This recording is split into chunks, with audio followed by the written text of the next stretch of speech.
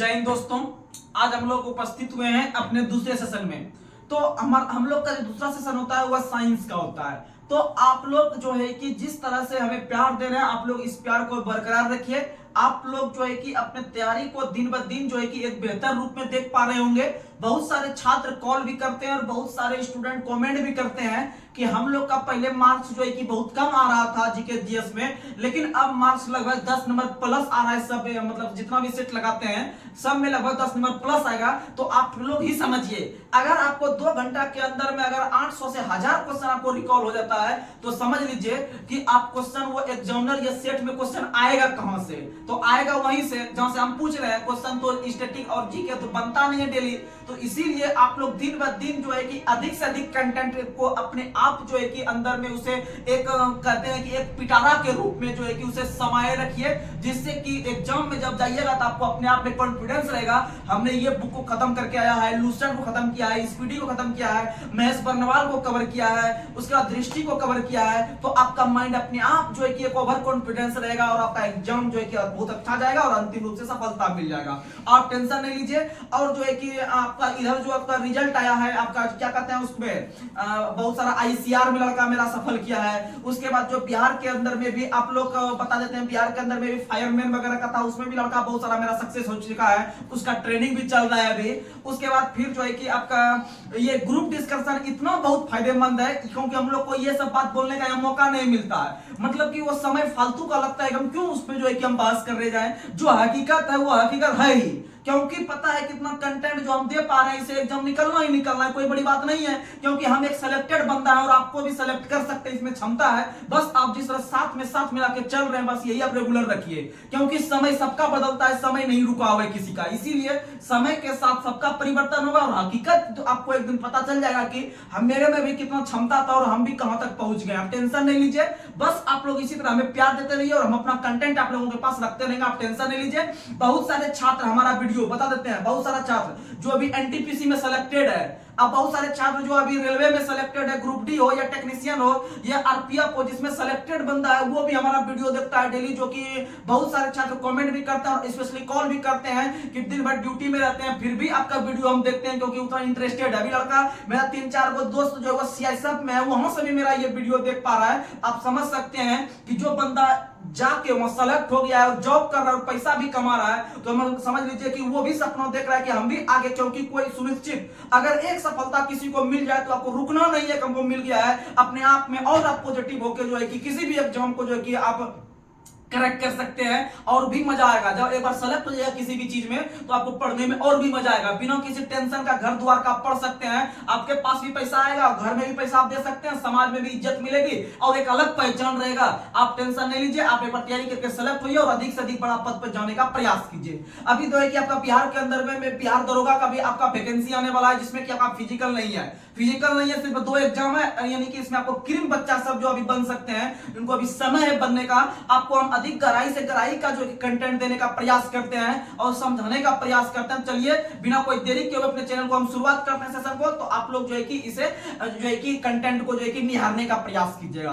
तो आज का पहला सवाल आप लोग को बताना है कि कौन सा ऑप्शन भी आपको थोड़ा सा देने का प्रयास करेंगे, तब और ज्यादा दिमाग क्लियर होगा कि कौन जो है कि ठोस में, द्रव में और गैस में तीनों रूप में पाया जाता है। तो ऑप्शन आप लोग को देते हैं धातु में, अधातु में, उपधातु में, निष्क्रिय तत्व में। तो सबसे पहले क्वेश्चन का मर्म यही कह रहा है, उसका निचोड़ यही बोलने चाह रहा है कि कौन सा जो है कि ठोस में भी रहता है, द्रव में भी रहता है और गैस में भी रहता है। लेकिन आपसे अगर हम पदार्थ पूछते तो पदार्थ में आप जल लगा देते, लेकिन क्वेश्चन के पैटर्न को बदल चुका है। तो आप लोग को बता दे, उपधातु हो गया, अधातु हो गया और धातु हो गया, ये विभिन्न प्रकार के क्राइटेरिया में बटे हुए हैं। धातु का मतलब होता है कि वैसा चीज जिसको पीटने पर आवाज आए, वैसा धातु या वैसा चीज जिसको अधिक से अधिक लंबाई तक हम खींच सकते हैं, जैसे सोना हो गया, चांदी हो गया। ये सब ऐसा पदार्थ है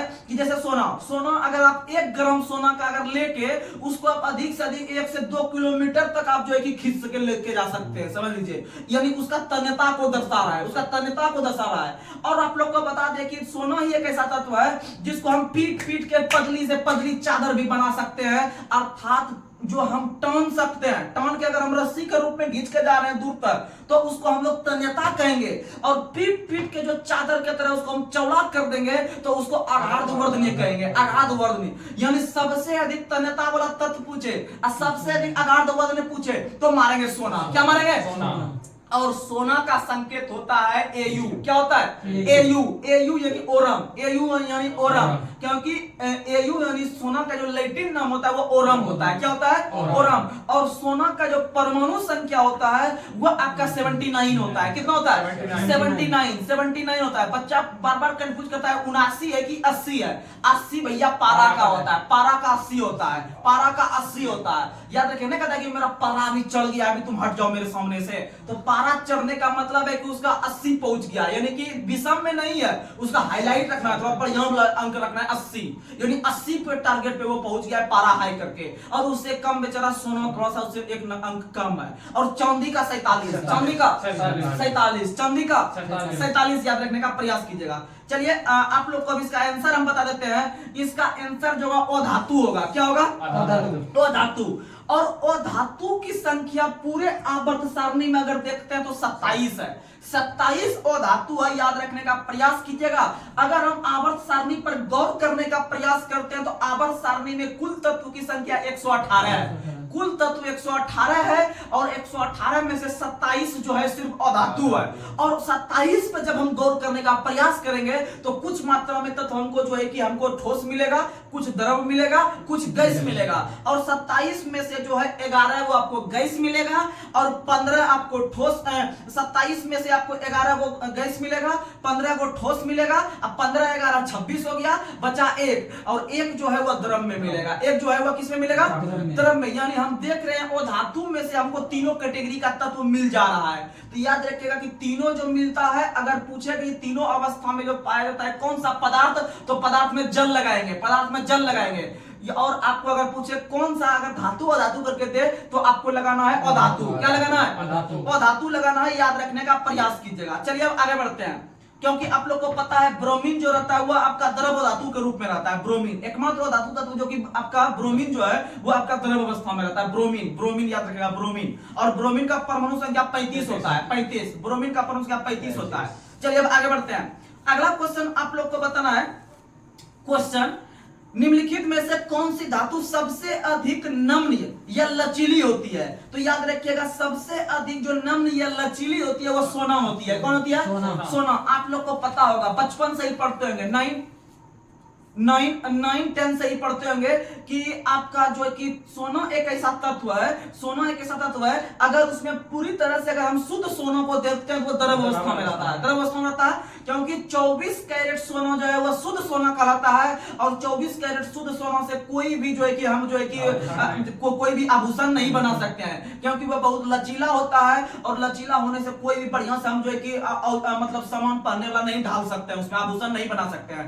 इसीलिए याद रखिएगा, तो भैया कितना हम बनाएंगे, तो याद रखिएगा उसमें जो है कि आपका जो बनाते हैं हम लोग जो है कि वो 22 कैरेट का बनाते हैं, नहीं तो 18 कैरेट का बनाते हैं, 18 कैरेट का बनाते हैं। याद रखने का प्रयास कीजिएगा। और बहुत बार क्वेश्चन पूछ लेता है इसी को घुमा के कि आपका 18 कैरेट सोना में कितना परसेंट जो है कि आपका रहता है सोना? तो याद रखिएगा आप 100% का वैल्यू हो गया 24, 100% का वैल्यू हो गया 24। इसीलिए 18 अगर हम उसमें हम देखते हैं तो 18 का कितना 75% होगा, यानी 75% निकालेंगे तो 18 के बराबर पूछ जाएगा। सीधा क्वेश्चन पूछता है कि 18 कैरेट में कितना परसेंट सोना रहता है? हम जानते हैं कि 100% में 24 कैरेट, इसीलिए आपका 18 बराबर निकालेंगे 75, क्योंकि 6 चौके 24, 6 चौके 24, 6 तिया 18, यानी 25 तिया 75, यानी कि 75% जो रहता है वो 18 कैरेट में। आपके पास दिया गया है 100% का वैल्यू 24, आप जैसे पूछेगा वैसे निकाल दीजिएगा, कहीं कोई टेंशन नहीं है। आगे बढ़ते हैं।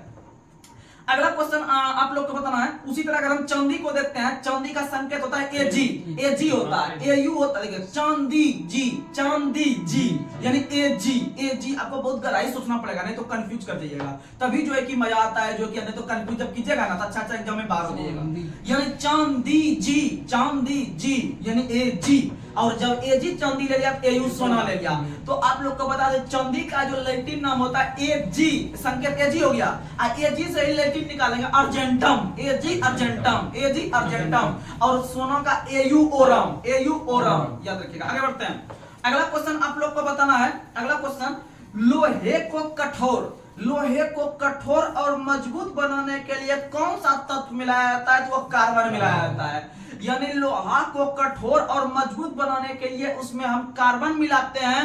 और आप लोग को पता है कि शुद्ध जो लोहा होता है, शुद्ध लोहा का जो सामर्थ्य क्षमता होता है या उसका मजबूती होता है वो बहुत कम होता है। आपका शुद्ध जो आपका लोहा रहता है, यानी याद रखिएगा शुद्ध लोहा जो रहता है वह आपका जो रहता है कौन सा लोहा? पिटवा लोहा। शुद्ध सबसे शुद्ध लोहा पिटवा लोहा होता है, याद रखिएगा, क्योंकि उसमें कार्बन की मात्रा सबसे कम होती है, सबसे कम होती है, सबसे कम होती है। जैसे आप लोग को हम जुगाड़ देते हैं, क्वेश्चन पूछेगा निम्न में से किस प्रकार का लोहा सबसे शुद्ध होता है? तो आप लोग को पता होगा, जिस भी छात्र को या जिस भी हमारे दोस्त को बचपन में पिटाई डेली लगता होगा कि पढ़ो रे तभी आगे जिंदगी कुछ है, नहीं तो बहुत दिक्कत होगा, तुमको भी मेरे तरह कमाना होगा, आपके पिताजी बोलते होंगे। तो इसका मतलब आपको डेली पिटाई लगता होगा। इसका मतलब पिटाई आपको किस लिए लग रहा है? आपको शुद्ध करने के लिए। आप चल जाते होंगे इधर खेलने के लिए, उधर धूपने के लिए, तो आप लोग को पिटाई कर करके आपके पिताजी आपको शुद्ध करते होंगे। शाम में डेली मार खा के जो कि पढ़ने बैठते होंगे। तो याद रखिएगा कि पिटाई से हम शुद्ध हो रहे हैं। इसका मतलब पिटवा लोहा शुद्ध हो गया, पिटवा लोहा। और याद रखिए काहे पिट रहे हैं? क्योंकि जो है कि आपका कार्बन जो है ना कम करने के लिए। जैसे देखते होंगे जब घर सब में जब आप लाइट का वो लगाते होंगे, मेन वाला जो लाइट आता है गांव में, उसमें जो आप लगाते होंगे, कभी कभी देखते होंगे बारिश के समय में जो है ना आपका लाइट घर में नहीं आता, बुक बुक करके जलता है। तो क्या कहते हैं कि कार्बन लग गया, जाके कार्बन छोड़ना पड़ेगा। बोलते हैं आप जाके गीले कैसे करते हैं, उसके बाद फिर वो छूटता है कार्बन। तो इसका मतलब उसी तरह से आपका कार्बन छोड़ने के लिए, आप में कार्बन की मात्रा को कम करने के लिए आपके पिताजी ना, ताकि आप दूसरे के साथ जाते हैं खेलने के लिए, जो लड़का सही कैटेगरी का नहीं है उसके साथ आप चल जाते हैं पैसा खेलने के लिए, गुल्ली खेलने के लिए। तो इसका मतलब आपके पिताजी कार्बन को छोड़ा रहे हैं। जिसके पास जाके आप सट रहे हैं कार्बन की तरह, उसको छोड़ा रहा है, यानी छोड़ा के आपको शुद्ध कर रहा है। काहे? क्योंकि आप में जो है कि कार्बन की मात्रा कम हो, आपके कार्बन की मात्रा यानी पिटवा लो। अब दूसरा क्वेश्चन यहां से बनाएगा कि किस प्रकार के लोहे में कार्बन की मात्रा सबसे कम होती है? तो जिसको हम पीट के शुद्ध किया है उसी में कार्बन की मात्रा कम है, और सबसे शुद्ध भी पिटवा, सबसे शुद्ध भी पिटवा। समझ में आया कि नहीं आया? याद रखने का प्रयास कीजिएगा। और इसी क्वेश्चन को अगर घुमाएगा कि भाई उसको मजबूत जब हम बनाएंगे न, एक का पिताजी अपना बेटा कहता है जाओ जो करना है करो, कोई दिक्कत नहीं, जाओ तुम गलत करके हम देख लेंगे, हम आएगा तुम्हारे साथ, जाओ तुम। अब वो भी पूरा मन बढ़ के आगे भाग जाता है। तो इसका मतलब वो उसको मजबूत बनाने का प्रयास कर रहा है कि मार धाड़ होगा, जो होगा हम देख लेंगे। इसका मतलब वो कार्बन की मात्रा को बढ़ाने की कोशिश कर रहा है। और जब वो कार्बन की मात्रा को बढ़ाएगा तो वो उसका बेटा मजबूत होगा कि नहीं होगा? तो इसका मतलब लोहे को मजबूत बनाने के लिए कार्बन की मात्रा को मिलाते हैं, कार्बन की मात्रा को मिलाते हैं। तो ऐसे चीज आप याद रखने का प्रयास कीजिएगा। आगे बढ़ते हैं। अगला क्वेश्चन आप लोग को बताना है। और उसी प्रकार से जब उसमें कार्बन की मात्रा खूब मिल जाएगा, पूरा मिल जाएगा कार्बन की मात्रा, जब पूरा कार्बन की मात्रा मिल जाएगा तो वो लोहा जो है ना लोहा नहीं रह जाता है। वो उसका बेटा जब उसमें कार्बन की मात्रा ढेर उसके पिताजी मिला देते हैं तो वो अंडरवर्ल्ड डाउन बन जाता है। बनता है कि नहीं बनता? जब उसका पूरा घर से सपोर्ट मिल रहा है कि तुम जो करना है करो, तो इसका मतलब इसमें कार्बन की मात्रा बहुत मिला रहा है। जब किसी भी लोहे में जब कार्बन की मात्रा बहुत ज्यादा मिल जाए तो समझ लीजिए वो लोहा नहीं बच जाता है, वो अंडरवर्ल्ड डाउन बन जाएगा, यानी इस्पात बन जाएगा। क्या बन जाएगा? इस्पात, यानी स्टील बन जाएगा। नहीं कहता मेरा बॉडी स्टील है, जितना मारना मार लो, कुछ नहीं होगा। इसका मतलब याद रखिएगा कि जब लोहे की मात्रा, जब कार्बन की मात्रा लोहे में अधिक हो जाए तो कहेंगे ये स्टील बन गया है, स्टील बन गया है। और स्टील में ही आपका ध्वनि की चाल सबसे अधिक होता है, सबसे अधिक ध्वनि चाल स्टील में ही होता है। और स्टील को जब बनाते हैं ना, स्टील को जब हम बनाते हैं किस विधि के द्वारा, आप लोग को हम जुगाड़ देते हैं। वो बेटा को जो भेज रहा है, वो बेटा उससे नहीं, बेटा उसका संभल रहा था या नहीं संभल रहा था, तब ना वो जो कि बात से बाहर हो गया और उसको उसी क्षेत्र में जो है कि अव्वल बना दिया। इसका मतलब बेसंहार बेटा था उसका। यानी स्टील को बनाते हैं बेसेमर विधि से। किस विधि से? बेसेमर विधि से। किस विधि से? आप लोग याद रखने का प्रयास कीजिएगा। और लोहा को मजबूत बनाने के लिए कार्बन मिलाते हैं। क्या बनाते हैं? कार्बन। लेकिन जब उसमें कार्बन की मात्रा बहुत अधिक हो जाए या फिर जब कार्बन की मात्रा बहुत अधिक हो जाएगा तो उसमें जंग भी लगना शुरू हो जाएगा, क्योंकि वो सब ज्यादा दिन नहीं चलता है, दूरदार। तो याद रखिएगा कि जब आपका उसमें कार्बन की मात्रा अधिक हो जाए तो याद रखिएगा उसे दूर करने के लिए या उसे जंगरोधी बनाने के लिए याद रखिएगा उसमें क्रोमियम मिलाते हैं। क्या मिलाते हैं? क्रोमियम। 2 क्वेश्चन, लोहे को मजबूत बनाने के लिए उसमें क्या मिलाते हैं? कार्बन। लोहे को मजबूत बनाने के लिए कार्बन, और लोहे को जंगरोधी बनाने के लिए उसमें क्रोमियम मिलाते हैं। क्रोमियम मिलाते हैं, याद रखिएगा क्रोमियम। चलिए अब आगे बढ़ने का प्रयास करते हैं। अगला क्वेश्चन आप लोग को बताना है, सबसे अधिक तन्यशील धातु कौन सी है? तो सबसे अधिक तन्यशील धातु सोना है। कौन सी है? और सबसे अधिक अगाध वर्धन भी सोना। अगला क्वेश्चन आप लोग को बताना है, मेलिएबल के गुण जो दर्शाते हैं, मेलिएबल के गुण जो दर्शाते हैं किस प्रकार में? तो धातु में। किसमें? अब यहाँ पर बहुत बच्चा फंस गया होगा, भैया ये मेलिएबल क्या है? आप तो धातु बता दिया, हमको समझे में नहीं आया। तो मेलिएबल बाबू वही चीज है जो कि आप किसी भी तत्व को अधिक से अधिक तान सकते हैं, अधिक से अधिक उसको पीट पीट के चौड़ा कर सकते हैं, उसी को इंग्लिश में मेलिएबल कहा जाता है। क्या कहा जाता है? मेलिएबल। यानी भाषा चेंज किया, आप टेंशन नहीं लीजिए, आपको याद वही चीज रखना है। यानी मेलिएबल के गुण जो दर्शाएगा, इसका मतलब किस प्रकार में दर्शाएगा? आपका धातु में दर्शाएगा कि वो धातु में, उप धातु में। तो आप बोलिएगा हम पीट पीट के चौड़ा या घींच घींच के जो लंबा करेंगे वो धातु न करेंगे, तो इसका मतलब मेलिएबल गुण धातु में। मेलिएबल गुण किसमें? धातु में। याद रखने का प्रयास कीजिएगा।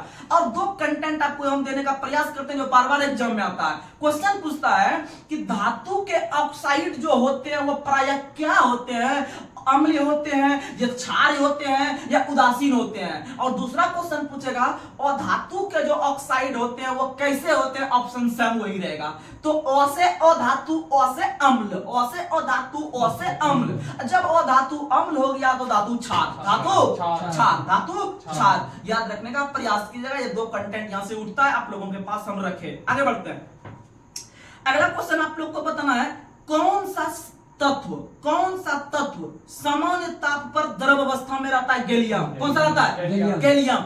और आप लोग को पता है गैलियम का परमाणु संख्या 31 होता है, 31 होता है। 31 आपका जो होता है वो गैलियम का होता है। और गैलियम जो है एकमात्र ऐसा आपका ऐसा धातु तत्व है जो द्रव में रहता है, गैलियम एकमात्र ऐसा अधातु तत्व, गैलियम एकमात्र ऐसा धातु तत्व है, गैलियम धातु तत्व है जो कि द्रव में रहता है। और ब्रोमीन ऐसा अधातु तत्व है जो द्रव में रहता है। यानी ब्रोमीन जो होता है वो अधातु होता है जो द्रव में रहता है, और गैलियम जो रहता है वो आपका धातु रहता है जो द्रव में रहता है। आपको मजा नहीं आया, आप कंफ्यूज कर दीजिएगा, हम जानते हैं, कंफ्यूज कर दीजिएगा कि हम ब्रोमीन लगाए कि गैलियम लगाए, तो आपको हम जुगाड़ देते हैं। यहाँ पर आप लोग को बता दे, एक ब्रोमीन तत्व है और एक गैलियम है। यानी ब्रोमीन में 3 अक्षर है, और आपका ओ धातु में भी 3 अक्षर है, ओ अध्वा क्या तो अर्सुका। यानी जब ओ धातु तत्व पूछे कि कौन है, यानी कॉमन, तो हमको द्रव दोनों में खोजना तो हमको द्रव है, लेकिन धातु में कौन होता है, वो धातु में कौन होता है, ये हमको प्रयास करना है कि भैया कौन सा है। तो 3 अक्षर का ओ धातु है, 3 अक्षर का ब्रोमीन है, 3 अक्षर का ब्रोमीन। यानी 3 में 3 हम सटा दिए, मेरा काम निकल गया। अब बचा गैलियम, तो इधर कुछ भी रहे हमको मतलब नहीं है, गैलियम आपका धातु है, या द्रव में इसको सटा देंगे। लेकिन एक चीज आपको कंटेंट छटने के लिए आना चाहिए, दूसरा अपने आप छट जाता है, याद रखिए। आगे बढ़ते हैं।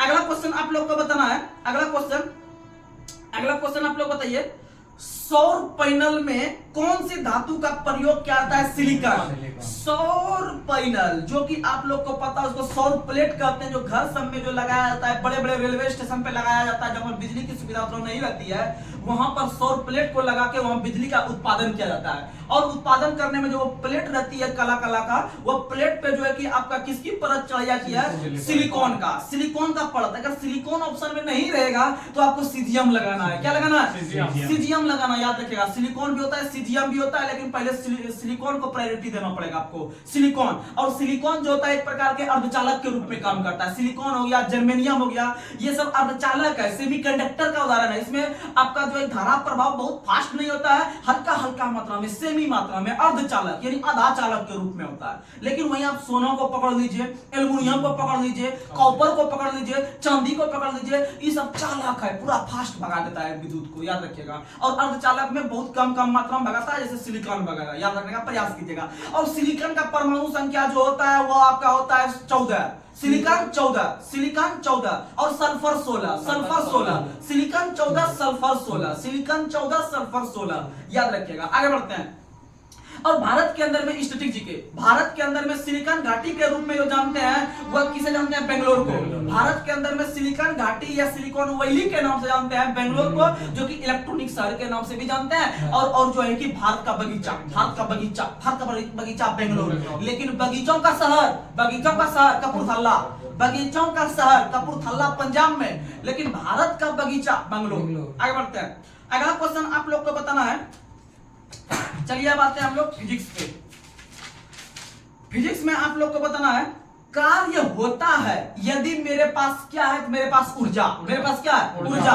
देखिएगा आप लोग के पास ऑप्शन में बल भी मिलेगा, आप लोग के पास ऑप्शन में ऊर्जा भी मिलेगा, लेकिन कार्य तभी संभव होगा जब आपके पास ऊर्जा होगा, क्योंकि कार्य करने की क्षमता को क्या कहते हैं, ऊर्जा। कार्य करने की क्षमता को क्या कहते हैं, ऊर्जा। और कार्य करने की दर को शक्ति, कार्य करने की दर को शक्ति, और शक्ति यानी P बराबर W बटे T, P बराबर W बटे T, याद रखिएगा। और शक्ति का मतलब वाट, शक्ति का मतलब वाट, शक्ति का मतलब वाट। और कार्य और ऊर्जा दोनों का मतलब जूल, कार्य और ऊर्जा दोनों का मतलब जूल, याद रखेगा। और कार्य का सीजियस मात्रक अर्घ, कार्य का सीजियस मात्रक यानी सेंटीमीटर ग्राम सेकंड में होता है वो अर्घ होता है। और 1 जूल बराबर 10 टू द पावर 7 अर्घ, 1 जूल बराबर 10 टू द पावर 7 अर्घ। आगे बढ़ते हैं, अगला क्वेश्चन आप लोग को बताना है। देखिए क्वेश्चन आपको बताते हैं, अगर कार्य तभी संभव हो पाता है, आपको थोड़ा थ्योरी देते हैं, उसमें कम से कम आपको 8-10 क्वेश्चन आराम से बन जाएगा। अगर कार्य तभी संभव हो पाएगा जब वस्तु और काम करने के बीच आपका विस्थापन होता है। क्या होता है, विस्थापन। ऐसा नहीं कि हम 10 किलो का पोटरी उठा के अपने माथा पे रख लिया और खड़ा है, तो खड़ा होने पर आप कोई काम नहीं कर रहे हैं। आप मान लीजिए जैसे रेलवे स्टेशन पर विभिन्न प्रकार के कूली रहते हैं, वो आपका यात्रीगण का पोटरी उठा के अपने माथा पे रख लेते हैं, वो आपको गाड़ी तक पहुंचाएगा, पार्किंग से गाड़ी तक पहुंचाएगा, तभी समझेंगे वो कार्य किया। ये नहीं कि हम उठा के रख लिए हैं, सिर्फ जो मेरा कार्य हो गया वो कार्य नहीं हुआ। यानी कार्य में विस्थापन होना चाहिए, यानी एक जगह से दूसरे जगह पे आपको जाइएगा तब ये कार्य हो पाएगा, नहीं तो नहीं हो पाएगा। इसीलिए आप लोग सूत्र आप लोग को बताएं, सूत्र होता है कार्य बराबर बल गुना विस्थापन, बल गुना यानी अपने बल का प्रयोग करते हुए आपको विस्थापन भी करना पड़ेगा, एक जगह से दूसरी जगह जाना भी पड़ेगा, तभी कार्य संभव है, नहीं तो नहीं है। तो याद रखने का प्रयास कीजिएगा। लेकिन अगर हम सवाल यहाँ पर पूछेंगे कि अगर कोई व्यक्ति माथा पे लेकर खड़ा है तो कितना जूल का कार्य होगा, तो वहां पर ऑप्शन में जो जीरो रहेगा आप जीरो लगा दीजिएगा। क्या लगा दीजिएगा, लेकिन जब वहां पर विस्थापन का बात करेगा तो आपका आंसर वहां पर कुछ निकलेगा, कुछ आंसर निकलेगा, जीरो नहीं निकलेगा, कुछ निकलेगा, जितना भी दूरी तय किया होगा उस हिसाब से वहां निकलेगा कार्य। तो याद रखिएगा W बराबर सूत्र होता है FS, W बराबर सूत्र होता है FS यानी बल गुना विस्थापन। लेकिन इसी में जब G का प्रयोग कर देगा, बोलेगा कि कोई व्यक्ति जो है कि 5 केजी का वजन लेके 2 महल पर चढ़ता है और 2 महल में प्रत्येक सीढ़ी का जो दूरी है वो 1 मीटर है और कुल सीढ़ी 10 चढ़ा है, तो टोटल को गुना कर लेंगे, 20 गुना 1 कर लेंगे तो कुल दूरी आ जाएगा, यानी कुल विस्थापन आ जाएगा। दूरी यानी विस्थापन, क्योंकि विस्थापन को दूरी में मापते हैं। तो टोटल 5 केजी वजन हो गया माथा पे और वह 20 मीटर चढ़ा है। और जब ऊपर चढ़ता है कोई चीज लेके तो वहां पर जी का मान होता है, जी का मान ग्रेविटेशन फोर्स लगता है, गुरुत्व जनित त्वरण छोटी जी का मान लगता है। और छोटी जी का मान जो होता है एग्जैक्ट में वो होता है 9.8 मीटर पर सेकंड स्क्वायर। और आपको यहाँ पर एक कंटेंट देना हम चाहते हैं, एक आपको जो है कि मेन फैक्ट देना चाहते हैं कि बच्चा वहां पर निकाल लेता है आंसर, लेकिन वहां पर लास्ट में वो गड़बड़ कर देता है। तो आप लोग को बता दें, अगर कार्य करते समय अगर हम ऊपर की ओर कार्य कर रहे हैं, ऊपर की ओर जा रहे हैं, अगर हम कोई महल पे जा रहे हैं या लिफ्ट के द्वारा ऊपर जा रहे हैं, तो जी का मान जो जाता है हमेशा माइनस में जाता है। अगर हम ऊपर जा रहे हैं तो 9.8 जो हम वहां पर गुना करेंगे तो वहां पर माइनस में 9.8 से हमको गुना करना पड़ेगा। लेकिन वही जब हम ऊपर से कोई चीज नीचे भी तो हमको लाना पड़ेगा, ऐसा भी तो होगा, तो वहां पर जी का मान प्लस में, जी का मान किस में लेना है, प्लस में। आप कंफ्यूज कर सकते हैं भैया ऊपर नीचे में हम कभी ले लेंगे, हम भूल जाएंगे, तब क्या करेंगे, तो आप टेंशन नहीं लीजिए, आपको हमको जुगाड़ देना है कि ऊपर में माइनस कैसे, ऊपर में हम माइनस कैसे याद रखेंगे और ऊपर से नीचे आएंगे तो कैसे माइनस याद रखेंगे। तो आप लोग को बता दे, अगर किसी गांव में मान लीजिए कि 500 आदमी निवास करता है और नहीं कहते हैं कि अरे देखिए ना कि 500 आदमी था, एक आदमी जो है कि अब ऊपर चला गया, इसका मतलब ऊपर जाने का मतलब आपके जनसंख्या में कमी आ रहा है, आपका जनसंख्या माइनस में जा रहा है। किस में जा रहा है, माइनस में। यानी ऊपर जाने के क्रम में आपको याद रखना है मेरा जनसंख्या माइनस हो रहा है, यानी ऊपर में माइनस टिक करेंगे, ऊपर में क्या करेंगे, जब नीचे से ऊपर माइनस चल गया तो ऊपर से नीचे क्या आएगा, प्लस। या फिर आप बोलिएगा कि अगर किसी समझ लेंगे हम क्या बोल रहे हैं, कि अगर किसी गांव में 500 आदमी है और किसी के यहाँ खुशखबरी आ गया कि उनको एक बेटा जन्म लिया है, तो आप लोग क्या कीजिएगा, मेरा जनसंख्या बढ़ गया, इसका मतलब प्लस में चल गया। किस में चल गया? प्लस में चल गया, यानी नीचे से ऊपर जाएगा तो माइनस, और वहां पर आपको पता है अगर कोई नया जन्म लेके आएगा तो उसको प्लस में, यानी एक तो याद रखिए हम सीधा नीचे से ऊपर माइनस, नीचे से ऊपर माइनस, यानी हम नीचे फर्श पे है, वहां से हमको छत पे कोई सामान चढ़ाना है तो मेरा जी का मान माइनस में जाएगा, यानी माइनस 9.8 के हिसाब से गुणा करेंगे। और आपको सूत्र बता देते हैं, सूत्र है W बराबर FS, W बराबर FS, यानी बल गुना विस्थापन। तो याद रखने का प्रयास कीजिएगा, और इसी को जब तोड़िएगा F और S को जब अंदर आए जाइएगा तो आप लोग को पता है F के जगह हम लिख सकते हैं MA भी लिख सकते हैं, FMA, क्योंकि आप लोग को पता है न्यूटन का दूसरा गति नियम होता है F बराबर MA, F बराबर MA। तो F में जो छुपा हुआ है W बराबर FS में F के जगह जो छुपा हुआ है वो M और A छुपा हुआ है, क्यों छुपा हुआ है? ऑलरेडी छुपा हुआ है। M यानी मास, यानी द्रव्यमान छुपा हुआ है जो कि हम माप लेंगे, और A मतलब वही ग्रेविटेशन फोर्स हो गया, यानी कितना के हिसाब से हम माइनस में जा रहे हैं प्लस में जा रहे हैं, माइनस 9.8 लेंगे A के जगह, और लास्ट में S जो लगता है वो विस्थापन, कितना मीटर का दूरी हम तय करेंगे। अब आइए आपको एक दो हम सवाल बताते हैं, आपका माइंड क्लियर हो जाएगा। आगे बढ़ते हैं, आगे नहीं सवाल को ले लेते हैं। आप लोग को बताना है 20 न्यूटन का बल, 20 न्यूटन का बल, यानी बल का मान दे दिया आपको, 20 न्यूटन का बल किसी वस्तु पर कार्य कर रहा है। मान लीजिए इस वस्तु पर हम कार्य कर रहे हैं, 20 न्यूटन का फोर्स लगा रहे हैं इस पे। वस्तु बल की दिशा में, मान लीजिए कि इधर से हम इसको इधर धकेल रहे हैं, इधर से हम इसको धकेल रहे हैं ऐसे करके, जब आपका ब्रेक वो जो रोलर सब रहता है रोड पे उसको धकेलते हैं ऐसे करके, तो मान लीजिए कि इस पर हम 20 न्यूटन का फोर्स लगा के इसको धकेल धकेल के यहां तक पहुंचा दिए, तो भैया ये हमको पता रहना चाहिए कितना दूरी तक हम धकेले हैं, यानी विस्थापन कितना हुआ है। तो वो विस्थापन का मान दे दिया है कि बल की दिशा में 4 मीटर इसको हम विस्थापित किया। कितना मीटर किया? 4 मीटर, यानी कि S का मान हो गया 4 मीटर और F का मान हो गया 20 न्यूटन। यानी आपको पूछ रहा है कार्य का मान बताइए, यानी W का मान बताइए, दोनों को गुना कर देंगे, W बराबर FS, W बराबर FS, यानी 20 चौके 80, 20 चौके 80 कौंची जूल, कार्य को जो मापते हैं वो जूल में मापते हैं। किस में मापते हैं? जूल में मापते हैं। तो ऐसा क्वेश्चन रहेगा आपको, हम जब एग्जाम नजदीक आ जाएगा तो ज्यादा नहीं 3-4 क्लास आपको लेंगे हम न्यूमेरिकल में, सब बता देंगे, क्वेश्चन जरूर टच करेगा। तो चलिए अब हम लोग जो है कि इसमें से आपको लगभग 50-100 क्वेश्चन ले लेते हैं ऑब्जेक्टिव टाइप में, जो कि बार बार एग्जाम में जो है कि नॉर्मल क्वेश्चन देखने के लिए मिलता है, जबकि आपसे गलती होने की संभावना हम खत्म कर देंगे। चलिए अब क्वेश्चन को लेते हैं।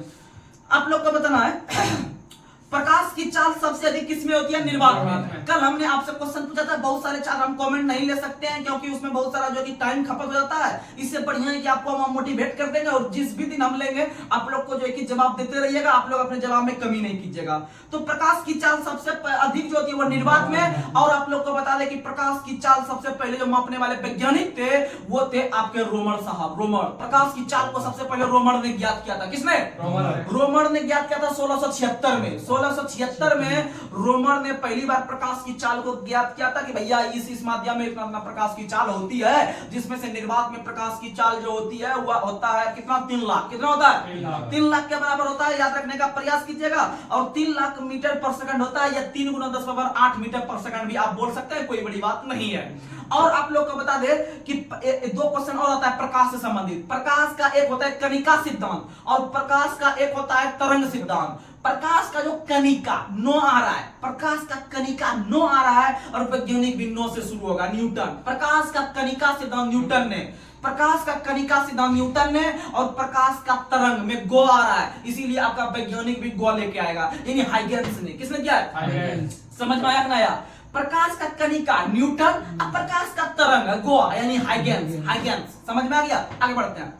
अगला क्वेश्चन आप लोग को बताना है, अंतरिक्ष यात्री को आकाश काला दिखाई जो पड़ता है किसके कारण? देखिए कलर का चर्चा कर रहे हैं, कलर यानी प्रकीर्णन, कलर यानी प्रकीर्णन। आकाश का जो रंग दिखता है अंतरिक्ष यात्री को वह काला दिखता है किसके कारण? तो प्रकाश के प्रकीर्णन, प्रकाश के प्रकीर्णन यानी स्कैटरिंग ऑफ लाइट। आगे बढ़ते हैं।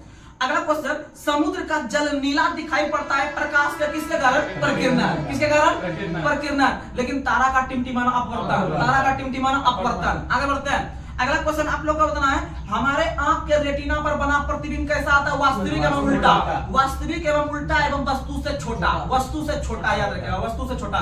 क्योंकि आप लोग को पता है कि हमारे आंख में जो लेंस लगा रहता है वो उत्तल लेंस रहता है, उत्तल लेंस, और आप सेंस समझिएगा, सेंस समझिएगा हम कैसे याद करते हैं। आंख में जो लगा रहा था उत्तर लेंस याद है सबको, और गाड़ी के में भी जो लगा रहता है वो उत्तर लगा रहता है। अब देखते होंगे कि उतने को शीशा रहता है उतने को आपका बड़ा बड़ा ट्रैक भी दिख जाता है, पूरा दिखता है नहीं दिखता है, यानी उत्तर जो बनाता है वो वस्तु से छोटा बनाता है, वस्तु से छोटा।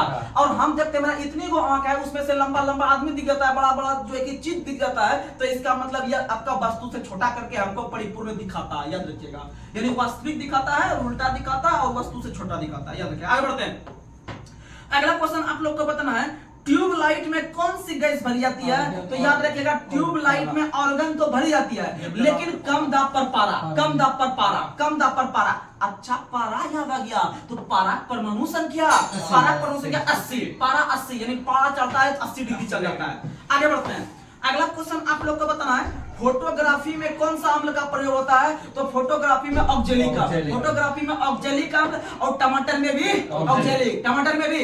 लेकिन ऑक्जेलिक का एक और यूज करते हैं हम लोग, जैसे अगर कपड़ों में अगर जंग लग जाता है तो जंग को दूर करने के लिए ऑक्जेलिक अम्ल, कपड़ा को में जंग करने के लिए, दूर करने के लिए ऑक्जेलिक अम्ल। और जंग यानी कि जो लोहा से में जंग लगता है उसका सूत्र भी बताए थे, Fe2O3 into XH2O into XH2O, क्योंकि H2O का अगर जितना मात्रा में वहां पर लगेगा वो X के जगह मान रखेंगे कि भैया यहाँ पर ज्यादा बारिश हुआ है, इस लोहा पे पड़ा है, इसको बाहर में रख दिए थे, इसीलिए ढेर दिन रह गया था, इसीलिए इसमें ज्यादा उसमें जो है कि जल का अणु घुस गया है, इसीलिए इसमें X के जगह जितना रखना है आप रख लीजिए जिस हिसाब से इसमें बारिश पड़ा है। वहीं एगो आप जब घर में रखिएगा घुसा के लोहा, उसमें कम प्रभाव पड़ता है क्योंकि उसमें बरसात का मात्रा कम पड़ता है, उसमें नौ के बराबर होता है, तो वो ज्यादा दिन टिकाऊ होता है। लेकिन वहीं पर जिसको बाहर में छोड़ देते हैं वो जल्दी से जंग लग जाता है, और जंग जड़ के उसमें जो है कि उसका याद रखेगा, इन्हें समझिएगा कि लोहे में जंग लगने से उसका भार बढ़ता है। क्या होता है? बढ़ता है। लोहे में जंग लगने से उसका भार बढ़ता है, घटता नहीं है, भाग बढ़ता है, याद रखेगा, भार बढ़ता है। और लोहे में जो जंग लगना उदाहरण है वो ऑक्सीकरण है। क्या है? ऑक्सीकरण,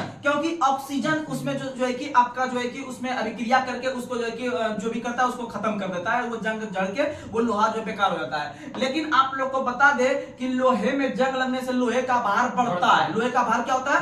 बढ़ता है। और आप लोग को बता दें कि उससे बचाव के लिए, लोहे में जंग लगने से बचाव के लिए उस पे ये सदलेपन करते हैं। क्या करते हैं? और ये सदलेपन जो करते हैं वो जस्ता का करते हैं। किसे करते हैं? यानी लोहे के उसको खराब होने से बचने के लिए उस पर जस्ते की मोटी परत चलाई जाती है, जिसको हम लोग जो है कि गैल्वेनाइजेशन कहते हैं, ये सदलेपन कहते हैं, ये सदलेपन कहते हैं, याद रखने का प्रयास कीजिएगा। आगे बढ़ते हैं। अगला क्वेश्चन आप लोग को बताना है, अगला क्वेश्चन, भूस्थिर उपग्रह की ऊंचाई कितनी होती है? भूस्थिर उपग्रह या जियो स्टेशनरी सैटेलाइट जो होता है 36,000 किलोमीटर पर स्थित होता है। कितना किलोमीटर पर? भूस्थिर उपग्रह की ऊंचाई 36,000 किलोमीटर पर स्थापित की जाती है, और वहीं पर घूमते हुए विभिन्न प्रकार की जानकारी देने का काम हम लोगों के लिए करते हैं, याद रखने का प्रयास कीजिएगा। अगला क्वेश्चन, सूर्य में ऊर्जा का स्रोत क्या है? तो सूर्य में ऊर्जा का स्रोत नाभिक संलयन है, नाभिक संलयन, क्योंकि हैंस बेंथ नाम के वैज्ञानिक ने पहली बार बताया था कि सूर्य में जो ऊर्जा का स्रोत है वह नाभिक संलयन है। और नाभिक संलयन यानी संलयन का मतलब होता है मिल के, दो चीज मिल के। अभी खंडन का मतलब होता है टूट के, विखंडन का मतलब टूट के, और संलयन का मतलब जुट के। तो संलयन में जो दोनों जुटा था वह आपका हाइड्रोजन और हीलियम जुटता है। हाइड्रोजन और हीलियम के जो है कि 10⁷ डिग्री सेल्सियस पर गर्म होके आपका हाइड्रोजन हीलियम नाभिक का निर्माण करते हैं, और वहां से जो है कि सूर्य से जो है कि रोशनी की प्राप्ति होती है। और याद रखेगा सूर्य से जो रोशनी की प्राप्ति हम लोग को होती है वो विकिरण माध्यम से। किस माध्यम से? विकिरण माध्यम से होती है, याद रखने का प्रयास कीजिएगा। अगर आपसे क्वेश्चन पूछे कि हाइड्रोजन और हीलियम नाभिक जो निर्माण करते हैं सूर्य में कितना डिग्री सेल्सियस पर, तो 10⁻7। और किस वैज्ञानिक ने बताया था? हैंस बेंथ नाम के वैज्ञानिक ने बताया था, याद रखने का प्रयास कीजिएगा। अगला क्वेश्चन आप लोग को बताना है, परमाणु बम किस सिद्धांत पर कार्य करता है? परमाणु बम करता है नाभिक के विखंडन। आप लोग को समझा दे दो क्वेश्चन, परमाणु बम और हाइड्रोजन बम दोनों से क्वेश्चन एग्जाम में फंसता है। परमाणु बम जो काम करता है वह नाभ के विखंडन पर करता है, और हाइड्रोजन बम जो काम करता है नाभ के संलयन पर करता है। लेकिन हाइड्रोजन बम बहुत विनाशकारी होता है परमाणु बम के मुकाबले। हाइड्रोजन बम विनाशकारी इसलिए होता है क्योंकि आप लोग को पता है हाइड्रोजन बम जब फूट जाएगा तो उसे नियंत्रित करना मुश्किल है, उसे नियंत्रित करना मुश्किल है। वो बड़ा बड़ा देश को ध्वस्त कर देगा, देश को ध्वस्त कर देगा। और परमाणु बम को हम देख चुके हैं, उसका औकात क्या है, वो एक सिर्फ शहर तक सीमित रहता है। आप लोग को पता है नागासाकी और हिरोशिमा, नागासाकी और हिरोशिमा पर परमाणु बम अमेरिका ने आपका 6 अगस्त और 9 अगस्त को गिराने का प्रयास किया था और गिरा भी दिया था। उस समय अमेरिका के राष्ट्रपति थे हेनरी ट्रूमैन ने गिराने का आदेश दिया था। तो याद रखिएगा वो एक शहर के लिए है, क्योंकि आपका नाभ के विखंडन पर परमाणु बम कार्य करता है, लेकिन वो जो कार्य करता है नियंत्रित परमाणु विखंडन पर। ऑप्शन में आपको जो है ना लेटेस्ट ऑप्शन दे रहा है, सिर्फ परमाणु विखंडन और नाभ के संलयन नहीं दे रहा है, आपको देगा कि अनियंत्रित नाभ के संलयन या नियंत्रित नाभ के विखंडन। तो याद रखिएगा कि हाइड्रोजन बम जो है वो अनियंत्रित है, तभी तो ज्यादा विनाशकारी है, क्योंकि वो चलता है जीपी के रूप में चलता है। जैसे 1 से शुरू हुआ तो फिर 2 हुआ, 2 से फिर 4 हुआ, 4 से फिर 8 हुआ, 8 से 16, यानी वो गुणों के हिसाब से चलता है, यानी जीपी के हिसाब से चलता है। आप लोग एपी और जीपी बनाते होंगे मैथ में, एपी और जीपी, तो जीपी के हिसाब से चलता है परमाणु बम। क्योंकि याद रखिएगा परमाणु बम जो है वह आपका विखंडन पर है, लेकिन अनियंत्रित परमाणु विखंडन पर है, अनियंत्रित परमाणु विखंडन, सॉरी, परमाणु बम जो है वह आपका नियंत्रित परमाणु विखंडन है, और हाइड्रोजन बम जो है वह अनियंत्रित परमाणु संलयन है, अनियंत्रित है, वो अनियंत्रित है, उसे संभालना मुश्किल है। तो चलिए आज का लास्ट सवाल का जवाब आप लोग दीजिएगा। आज का लास्ट सवाल आप लोग को बताना है, टिबिया नाम की हड्डी जो पाई जाती है हमारे शरीर के किस अंग में? तो आप लोग इसका जवाब जो है कि कमेंट बॉक्स में दीजिएगा। आप लोग से हम ये नम्र निवेदन करते हैं हाथ जोड़ के कि आप लोग लगातार हमारे चैनल पे बने रहिए। आपके क्वेश्चन बनने की गारंटी और आपके अंदर टैलेंट लाने की गारंटी, जब तक आपके पास टैलेंट नहीं आएगा एग्जाम नहीं निकल सकता है। आप हार्ड वर्क कीजिए और टैलेंट बनिए अपने आप में। स्मार्ट स्टडी खाली बोलने का है, स्मार्ट स्टडी कर लेंगे क्या? इतना बड़ा बुक है, इसमें से क्या हम पढ़ेंगे क्या छोड़ेंगे, वो कुछ नहीं है आजकल के एग्जाम में। भले ये बोलने का है, बड़े बड़े टीचर लोग बोलते हैं स्मार्ट स्टडी कीजिए, स्मार्ट, अरे भैया स्मार्ट कुछ नहीं होगा, हार्ड वर्क कीजिए, हार्ड वर्क कीजिए। स्मार्ट स्टडी जो है ना वो हवा में उड़ जाएगा, पता नहीं चलेगा। इसीलिए स्मार्ट स्टडी को पीछे छोड़ देता है। आप जब हार्ड वर्क कीजिएगा तो उसका कहीं अता पता नहीं रहता, वो अपने आप को स्मार्ट बनाने में रह जाता है। हम स्मार्ट वर्क कर रहे हैं, पढ़ रहे हैं, अरे भैया कुछ नहीं। आप दिन रात एक करके एकदम पढ़िए, एकदम पूरा एकदम जी जान लगा के, सफलता आराम से मिलेगा। तो चलिए हम अपने सेशन को समाप्त कर रहे हैं, तब तक के लिए जय हिंद, जय भारत।